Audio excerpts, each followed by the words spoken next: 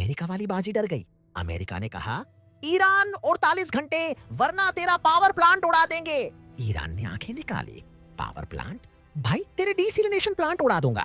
पूरा मशरक़े वस्ती, सऊदी अरब, इजराइल, तेरे अपने अड्डे पानी को तरसेंगे, बिजली को रोएंगे, और जो कंपनियां तेरे बॉन्ड्स लेकर बैठी हैं उनका भी सत्यानाश।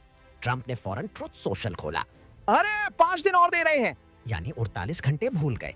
बाजी की जबान फिसल गई। फिर ईरान ने हाइपरसोनिक मिसाइल छोड़े जो नाचते हुए इसराइल पहुंचे।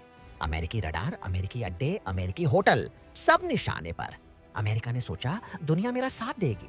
रूस ने कहा ईरान मेरा यार है। चीन ने कहा जंग बंद करो वरना तुम बंद हो जाओगे। अमेरिका ने इधर उधर देखा, कोई नहीं, अकेला। आज हरमज तंगे पर ईरान बैठा है। 3000 वेसल्स फंसे हैं। ईरान का नया रेट कार्ड, $20 लाख भी वेसल वरना समुंदर में ही रहो। ये टूल प्लाजा नहीं, ये ईरान का नया बिजनेस मॉडल है। अब स्टीव वोटकोफ और अब्बास इराक़ची खुफिया मुलाकातें कर रहे हैं। ट्रंप कह रहे हैं मज़ाकरात हो रहे हैं बमनसूबा। बमनसूबा मतलब जो प्लान अमेरिका का था वह उल्टा चल रहा है। अली खामनेई शहीद हुए, अली लारीजानी शहीद हुए, अली मोहम्मद नानी शहीद हुए, मगर ईरान वही खड़ा है। धमकी दो तो जवाब दो गुना। 24वां दिन है। अमेरिका सोच रहा है कि किस तरह निकला जाए और ईरान मुस्कुरा रहा है।